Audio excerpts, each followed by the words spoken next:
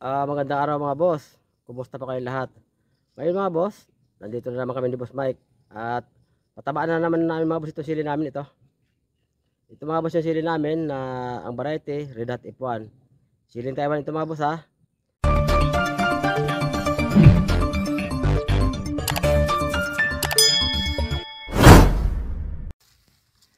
So ngayon mga boss, magpataba na kami ng aming sili na naman.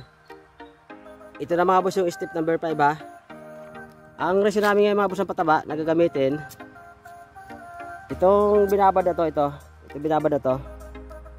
Ang laman nito mga boss sa pataba, 8 kilong complete triple 14 at 2 kilong urea. So bali 10 kilo yung pataba binabad sa 60 liters na tubig. So yan, takalan mo muna pare Mike.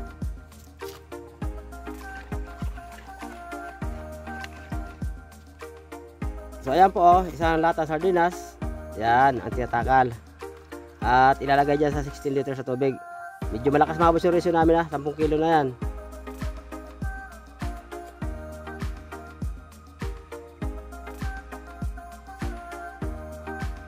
At saka halo pa rin na yung lati-lata sardinas na calcium nitrate. Sige, ilagay mo na pare. Ilapit mo nga pare yung calcium para makita nila. Hindi ilagay mo sa takalan muna para kasi may iba akala nila urea daw eh. Itaas mo parang konti, itaas mo. Ayan po oh, yellowish ang kulay yan. Hindi yan siya puting-puti. Sige pare. Calcium nitrate po yan.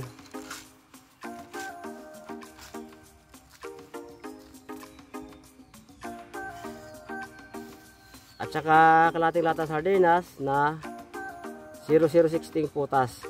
Alam nila kahit malayo kasi yung kulay eh.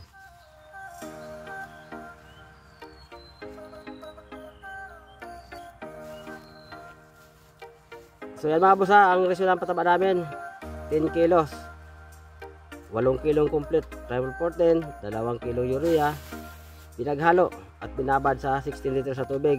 At doon nga si Boss Mike tumakal ng isang lata sardinas sa binabad at tinimpla ulit dyan, dyan sa kanyang hinalo kayo na yan bago idilig sa sili, kasi hindi pwede mga boss idilig sa sili ito. Yan, yung binabad ito hindi ito pwedeng i-rekta dilig sa sili kasi matapang magkakamatay yung sili. Kaya kailangan pa natin talaga itimpla siya ulit sa 60 liters sa tubig, yung isang lata sardinas na patabang lusaw para sili hindi mamatay. So yan, doon sa mga boss natin na mga baguhan at ginagawa ang planting guide ang aming mga video dito sa step by step na fertilization ng siling Taiwan. Mga boss, ito na yung step number 5 ng aming pagpataba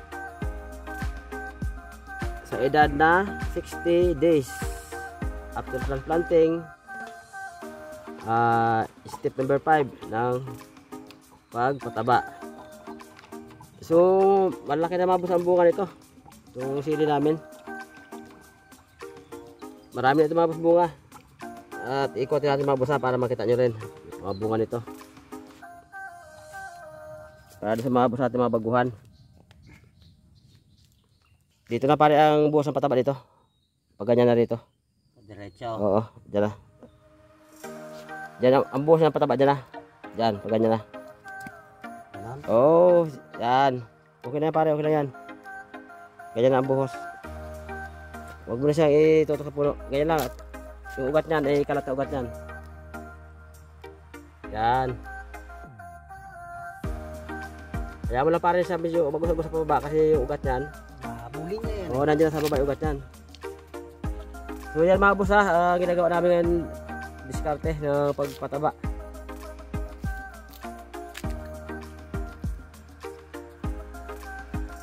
So doon sa mga boss natin na baguhan na nasubaybay at ginagaya daw nila yung aming diskarte ng pagpataba, ay ito na mga boss yung panlima namin pataba. Pero hindi ko po sa inyo advice mga boss na gayahin talaga yung ginagawa namin, kasi kanya-kanya nga po diskarte yan at saka hindi ko alam yung klase ng itanim, itsura, lalo na yung mga lupa dyan sa inyong lugar.